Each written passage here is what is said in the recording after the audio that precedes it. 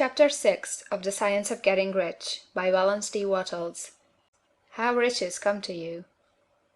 When I say that you do not have to drive sharp bargains, I do not mean that you do not have to drive any bargains at all, or that you are above the necessity for having any dealings with your fellow men.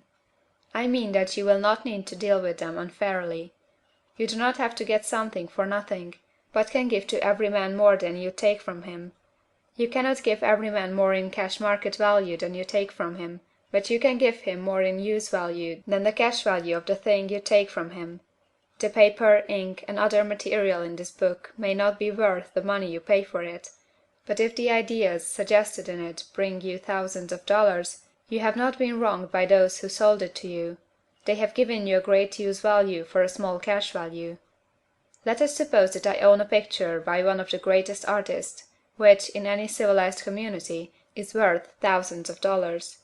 I take it to Baffin Bay, and by salesmanship induce an Eskimo to give a bundle of furs worth $500 for it. I have really wronged him, for he has no use for the picture. It has no use value to him.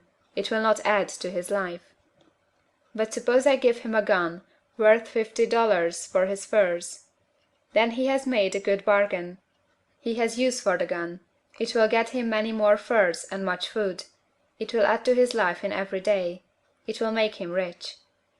When you rise from the competitive to the creative plane, you can scan your business transactions very strictly, and if you are selling any man anything which does not add more to his life than the thing he gives you in exchange, you can afford to stop it. You do not have to beat anybody in business, and if you are in a business which does beat people, get out of it at once. Give every man more in use value than you take from him in cash value. Then you are adding to the life of the world by every business transaction. If you have people working for you, you must take from them more cash value than you pay them in wages. But you can so organize your business that it will be filled with the principle of advancement, and so that each employee who wishes to do so may advance a little every day. You can make your business do for your employees what this book is doing for you. You can so conduct your business that it will be a sort of ladder, by which every employee who will take the trouble may climb to riches himself, and given the opportunity, if he will not do so, it is not your fault. And finally, because you are to cause the creation of your riches from formless substance which permeates all your environment, it does not follow that they are to take shape from the atmosphere and come into being before your eyes. If you want a sewing machine, for instance, I do not mean to tell you that you are to impress the thought of a sewing machine on thinking substance until the machine is formed without hands, in the room where you sit or elsewhere. But if you want a sewing machine, hold the mental image of it with the most positive certainty that it is being made, or is on its way to you. After once forming the thought, have the most absolute and unquestioning faith that a sewing machine is coming. Never think of it or speak of it in any other way than as being sure to arrive. Claim it as already yours. It will be brought to you by the power of the Supreme Intelligence acting upon the minds of men. If you live in Maine, it may be that a man will be brought from Texas or Japan to engage in some transaction which will result in your getting what you want. If so, the whole matter will be as much to that man's advantage as it is to yours. Do not forget for a moment that the thinking substance is through all, in all, communicating with all, and can influence all. The desire of thinking substance for fuller life and better living has caused the creation of all the sewing machines already made, and it can cause the creation of millions more, and will, whenever men set it in motion by desire and faith, and by acting in a certain way. You can certainly have a sewing machine in your house, and it is just as certain that you can have any other thing or things which you want, and which you will use for the advancement of your own life and the lives of others. You need not hesitate about asking largely. It is your Father's pleasure to give you the kingdom, said Jesus. Original substance wants to live all that is possible in you, and wants you to have all that you can or will use for the living of the most abundant life. If you fix upon your consciousness the fact that the desire you feel for the possession of riches is one with the desire of omnipotence for more complete expression, your faith becomes invincible.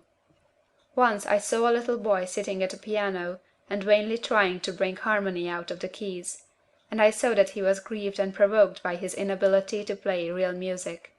I asked him the cause of this vexation, and he answered, I can feel the music in me, but I can't make my hands go right.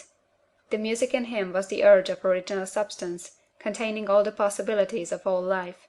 All that there is of music was seeking expression through the child. God, the one substance, is trying to live and do and enjoy things through humanity. He is saying, I want hands to build wonderful structures, to play divine harmonies, to paint glorious pictures. I want feet to run my errands, eyes to see my beauties, tongues to tell mighty truths, and to sing marvelous songs, and so on. All that there is of possibility is seeking expression through man. God wants those who can play music to have pianos and every other instrument, and to have the means to cultivate their talents to the fullest extent. He wants those who can appreciate beauty to be able to surround themselves with beautiful things. He wants those who can discern the truth to have every opportunity to travel and observe. He wants those who can appreciate dress to be beautifully clothed, and those who can appreciate good food to be luxuriously fed. He wants all these things, because it is himself that enjoys and appreciates them. It is God who wants to play, and sing, and enjoy beauty, and proclaim truth, and wear fine clothes, and eat good foods. It is God that worketh in you to will and to do, said Paul. The desire you feel for riches is the infinite seeking to express himself in you, as he sought to find expression in the little boy at the piano. So you need not hesitate to ask largely. Your part is to focalize and express the desire to God. This is a difficult point with most people. They retain something of the old idea that poverty and self-sacrifice are pleasing to God. They look upon poverty as a part of the plan, a necessity of nature. They have the idea that God has finished his work, and made all that he can make, and that the majority of men must stay poor, because there is not enough to go around. They hold so much to this erroneous thought that they feel ashamed to ask for wealth. They try not to want more than a very modest competence, just enough to make them fairly comfortable. I recall now a case of one student who was told that he must get in mind a clear picture of the things he desired, so that the creative thought of them might be impressed on formless substance. He was a very poor man, living in a rented house, and having only what he earned from day to day, and he could not grasp the fact that all wealth was his. So, after thinking the matter over, he decided that he might reasonably ask for a new rug on the floor of his best room and an anthracite coal stove to heat the house during the cold winter. Following the instructions given in this book, he obtained these things in a few months, and then it dawned upon him that he had not asked enough. He went through the house in which he lived, and planned all the improvements he would like to make in it.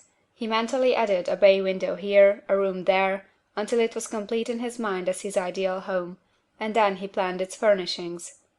Holding the whole picture in his mind, he began living in the certain way, and moving toward what he wanted, and he owns the house now, and is rebuilding it after the form of his mental image, and now, with still larger faith, he is going on to get greater things.